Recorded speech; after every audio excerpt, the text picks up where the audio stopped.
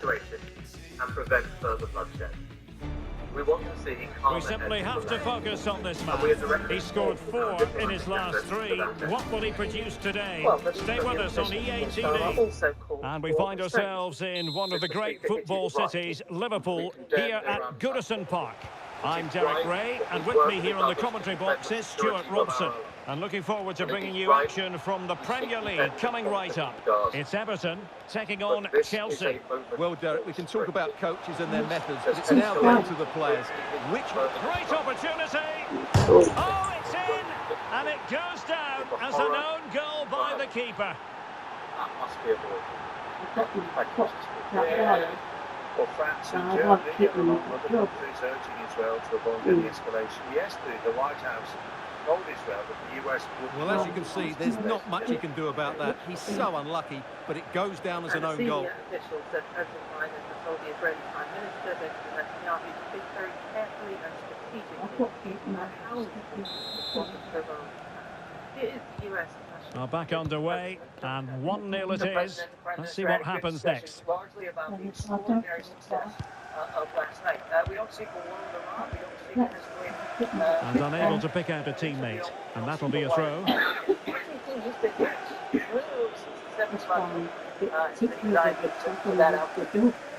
That's the US. Well, for Brighton fans, a story of disappointment, really. This is not what they thought they were going to see. Well, what a poor season they're having. I really thought they would be challenging for the title. There just seems to be something wrong with the attitude of the players at the moment, and that needs to change quickly. And Everton exploiting the space on the flank. Not really. And that could have consequences.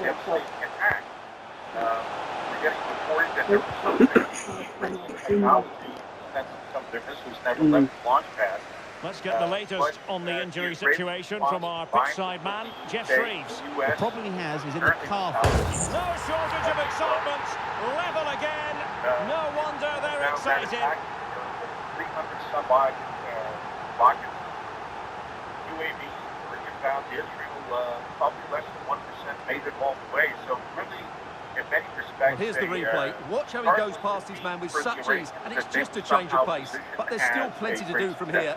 He hits it so well, though. Lots of pace, lots of power, and the keeper just can't react in time. It's a great strike. That Iran should be smart as well as tough, and essentially, Israel, I should say, should be smart as well as tough. So back underway. 1 goal apiece here. Israel, after this, has managed to defeat Iran with technology-wise, and also recalibrate its relationship Read that with its pass allies. all the way, cutting it out. Especially falling out, weren't they, over this streak of difficulty? Well, who will be the player to decide the outcome, to determine the course of events? No reason at all why it won't be this man, Stuart. What do you anticipate seeing from him? Opportunity here. Goalkeeping of the highest order. Well, he's got to be pleased with that save. It's absolutely magnificent.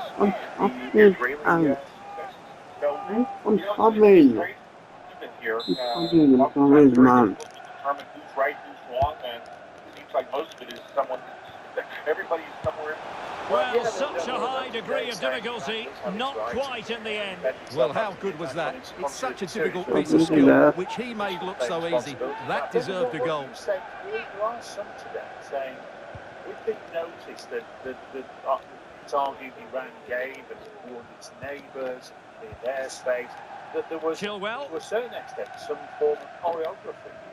And he has options available. This was an attack designed Everton unable to retain possession. Global conflict, or certainly the Middle Eastern-wide conflict, but just simply to show to have an initial show of strength. Do you buy into that?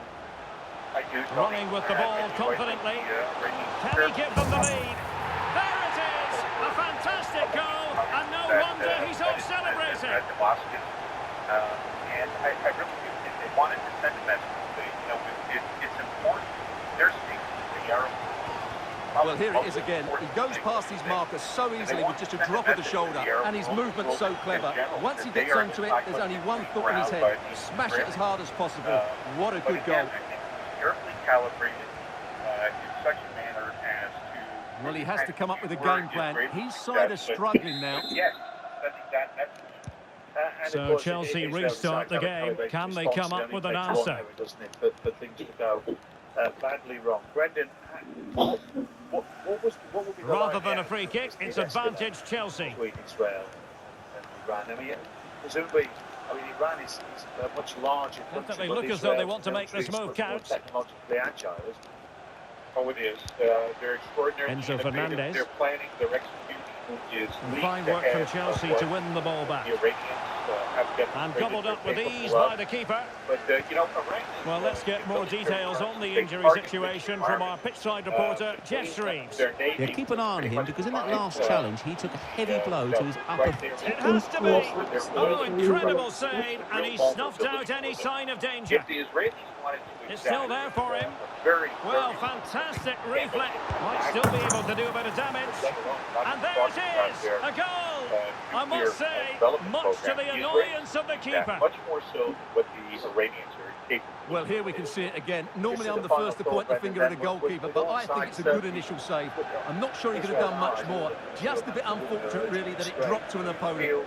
The Israelis will be able to restrain themselves, or at some point there will be a level of revenge here. Well, he knows this is going to be a tough game now. He's got to get his side playing again here. Well, another equaliser. What a topsy-turvy game this has been. Well, that's how to keep the opposition at bay. Good-looking move, this. Oh, he'll take it on. Well, the bar can be the goalkeeper's best friend. Fancies a pop from here. Oh, commanding goalkeeping. Well, the referee has decided that the injury is sufficiently serious for play to be stopped. Treatment required. Joining us. Always a pleasure. Thank you, Brendan Kearney there, retired US Marine Colonel, Military Affairs Analyst on the latest from Israel. Iran is 1756. Live Drive. Tony Livesey and Claire McDonald. Thank you so much for joining us at Time Live Drive.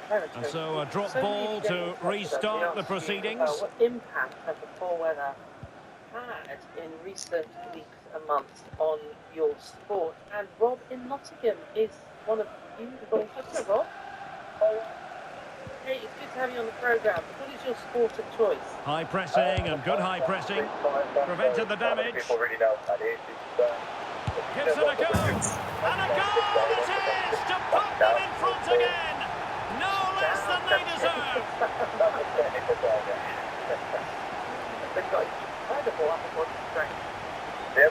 Well, here you can see what a good goal this is. He hits it so cleanly, and the keeper has no chance. That's a great strike. Election races for the World Championship. Was it the weekend? Yeah, just gone, yeah. What happened?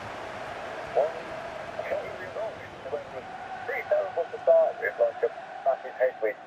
Once you got to do our selection races, we normally take about 40 seconds to a race. On with the game then, 3-2. What will happen next? It's the longest race I've ever long.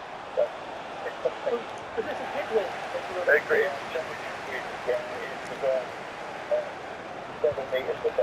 Nkunku, vital intervention. Nkunku. This could level it. Oh, but the keeper with an important save. How important is that? Well, he should score from there. That's a wasted opportunity. He should beat the keeper from that sort of distance. People go there and do like the one water rafting and things like that as well. Like it's open to the public. And over comes the corner. And clearing it away. Well, breaking at pace is always a possibility. Give you a left foot, 3 times. Might be a chance here. Oh, that is a super save. Well, he had to finish that, but credit to the goalkeeper. That's a brilliant stop. Yes. Everyone does. Like I said, I'm playing for 14 years, but I'm at the end of my career now. I've got to keep the youngest on the toes, and then, yeah, it's a good race all told, but, you know, people there as young as 10 years old. And under pressure, that was a fine claim. But they did it over there all day, you know. They tried their hardest, little kids, you know, little hints in the boat, you know, absolutely giving it all the time. And so the first half story has been written. It's half-time here at Goodison Park. Because no one You certainly have got to give this man high marks for his work up to this point, Stuart. Well, I really liked his first half display. He was certainly the most influential player on the field, and I'm expecting more of the same in the second 45 minutes. I mean, we've got 8 in 3 weeks. We've got time to turn around. Hopefully it'll be a little bit nicer out there. Yeah, so nice it would be. How old are you, if you don't mind me asking, Rob? I'm 36 now, so I'm really old in terms of like athletes for these sort of things, but I'm trying my best. Well, kayaking means you can carry on doing it, you know, at that age. We're a power sport, so we've just rebranded from Paddle UK if anyone wants to get involved. So we're all paddle sports, the kayaking, standard paddle boarding, canoes, all sports. We've all come under one umbrella now, so the Paddle UK, and anyone can get involved.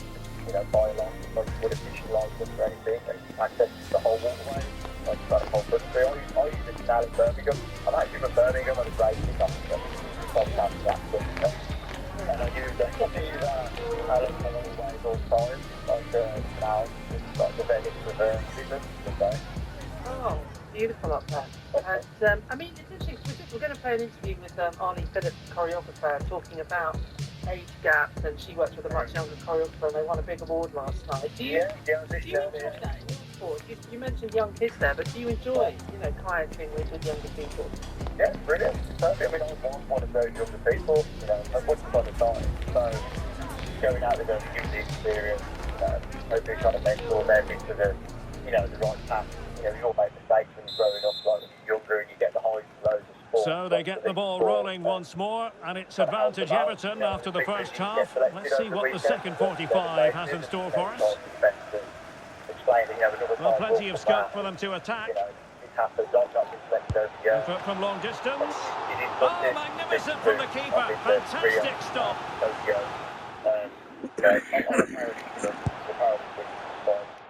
Amazing, and then hopefully we'll find out in June if one of us will go out to Paris. Hopefully. Yeah, fantastic. Well, listen, Rob, good luck and keep in touch and let us know how you get on. Thank you. If anybody wants to follow, like I said, anything, there's Paddle UK or my own handle, Robert Oliver G, and you can see all the other guys do that. If anybody's interested in following the story. But yeah, well, the danger is still there. Rob, smash it down. Oh, that is extraordinary! True athleticism to make contact in that fashion, and it's one of the finest goals you're ever likely to see. Simply stunning. Yeah, today marks 39 years since the Hillsborough. Well, just look at this. Magnificent agility, perfect timing and great connection. What a goal that is. That was when the game against Nottingham Forest was stopped on the 15th of April.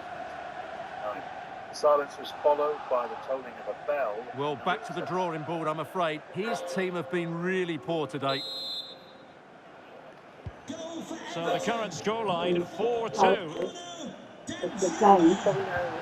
Nkunku. Particularly those fighting for justice. But now, the impact Nkunku. being highlighted, there are calls. And there to intervene. Oh, can he finish it here, Derek? And a goal! He's put it away! A celebratory moment! This guy here, Hillsborough providers,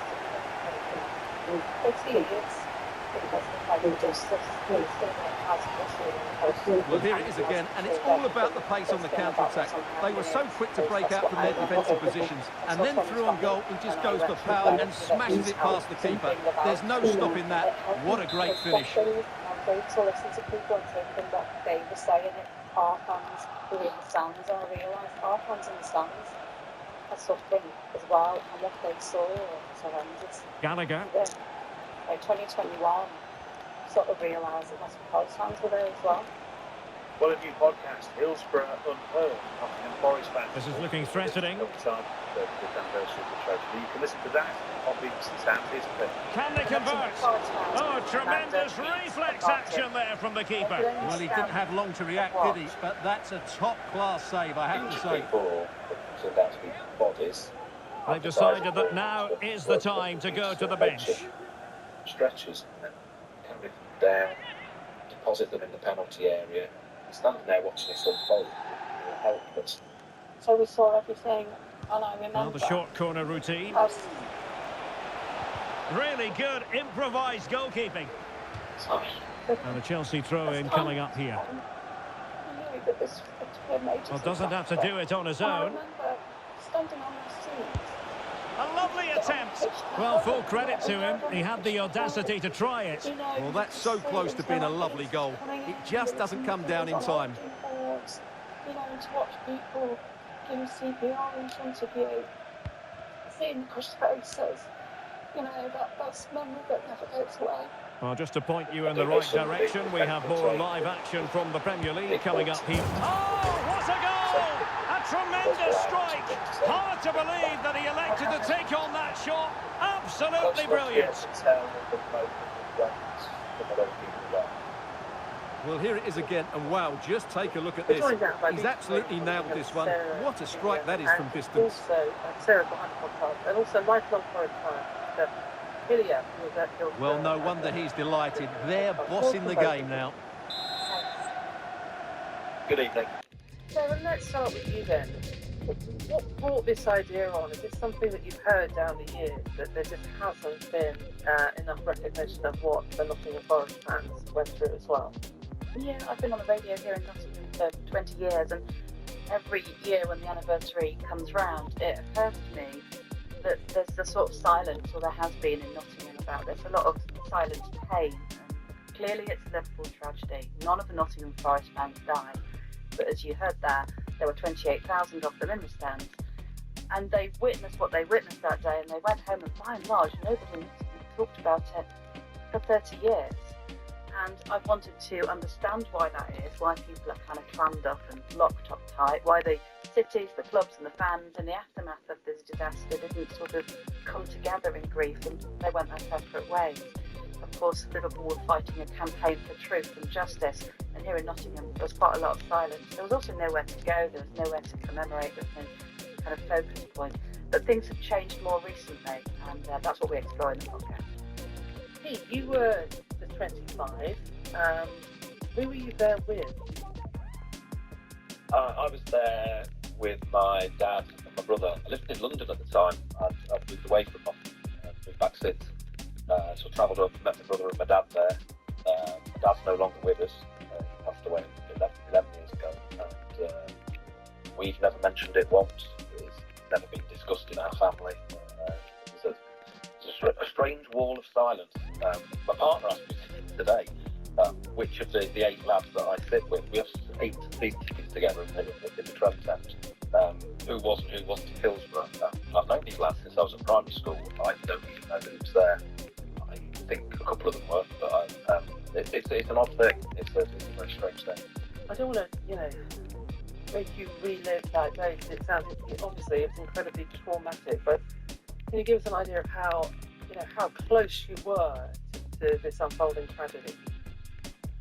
Yeah, well, I can be pretty precise because I was practically pitch length away, so 100 plus yards myself. But so I was on the Cop at Hillsborough. That was traumatic enough for me because the attempts at revival were all conducted in the penalty area in front of us. But I think what you have to also remember is that Forest fans also have the South Stand at Hillsborough, so I do know some people who were sat right in the cork flag within touching distance of the fences at the Lepping Lane. Reading it through. Those are the people who seem the most badly affected, but still haven't been killed tonight. I know a guy who's in that part of the ground who still repeatedly wakes up in the night and calls the police thinking... And no way to sugarcoat that one, Stuart. Yeah, well, sometimes it's worth having a shot from distance. He never really set himself to hit that cleanly. No one's attempted hijacking. The last thing we want to do, but there are some people. There's a continuum. There are people who are, say, completely unaffected. There are people who cope with it well. Did you not talk about it, do you think?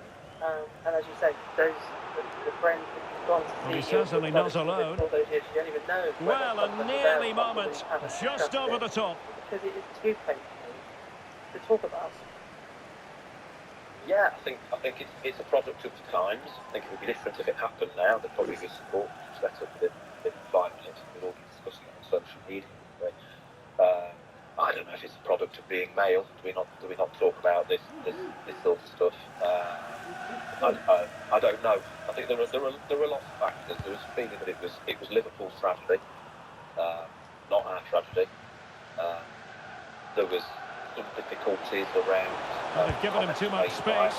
Well, somehow the goalkeeper got to it. But got that wrong. Whether it's ill-advised or not, the things he said, and that creates a little bit of animosity. Understandably, it was just a very difficult thing. I think there's also an element of survivor guilt.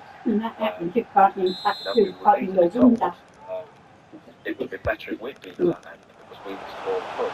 We had 28,000 people in that stadium. Tarkowski. And we cancelled the Leopard later. Oh, that is outrageously spectacular! Well, a flair for the dramatic, to say the least. We'll be replaying that one over and over again for a long time to come. Let's talk about. Well, just look at this piece of skill. He times this absolutely perfectly. Great connection as well. We'll see this for years to come. Fantastic goal. Moving the back there. Moving the family. Well, he knows his team haven't been good enough in this game, but how does he change it? Quite terrifying dreams. That I wake up in the night shouting, and it's quite often shouting about that. In the immediate aftermath, And he keeps going. And let's give credit to the defending. Can he find the right pass? He got a good palm on it. And Chelsea win the corner. I still know people who have never been back and wouldn't dream of going back. I worked with a colleague who, a little bit older than me, who loves Forest. He was at Hillsborough that night. He has never been to a football pitch again since. He still has to talk about football.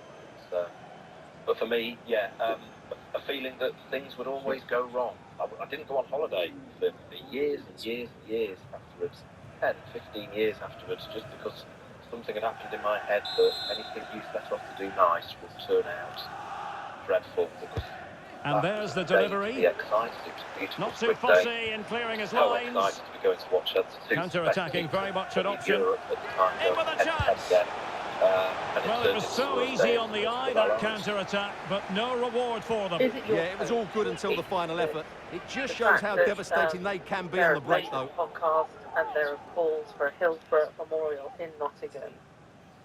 That will be the start of the healing process, and people in the city who were there, maybe this can be the start of a conversation that can start to heal those people and their experiences. The focus that can be on them, people like you, for a change.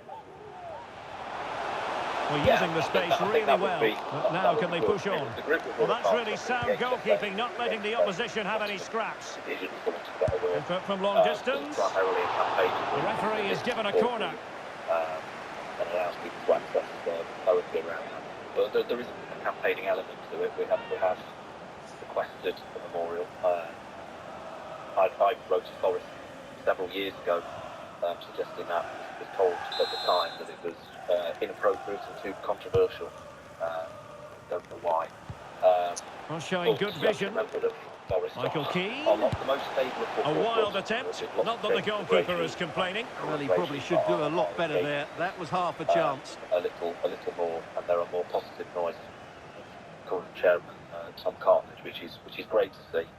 But a point for people to go and reflect. Today's the first day in several years that I haven't been able to be at Anfield for the anniversary. I'm in Buenos Aires. Really closing him down. So I've not made it there, but it would be great for there to be somewhere. Using his strength to shield the ball. Not made it look routine, but read it well. He has teammates around him. Just couldn't get it through. Pete, it's so good to talk to you. Thank you so much for joining us. We really appreciate it. Pete Hillier there. Sarah Julian from BBC Radio Nottingham. Where can we hear the podcast, Sarah? Available now on BBC Sound. It's called Hillsborough Unheard, Nottingham Forest fans. And whilst it's upsetting, I think you'll also find that the communication and the connection kind of between the two sets of fans which have started to emerge is actually really quite uplifting. Thank you so much for joining us. We really appreciate you giving us your time. Hillsborough Unheard, Nottingham Forest fans. Thwarting him. Let's get the news headlines for the bunch. Takes the shot. Just missing narrowly on the volley. Well, it's a fantastic effort. Difficult technique, but he caught it so well. He's unfortunate. On Israel over the weekend was carefully calibrated. Brendan Kearney says Tehran wanted to send a message to the Arab world that they wouldn't be pushed around. Rishi Sunak says he'll talk to the Israeli Prime Minister Benjamin Netanyahu about a possible response.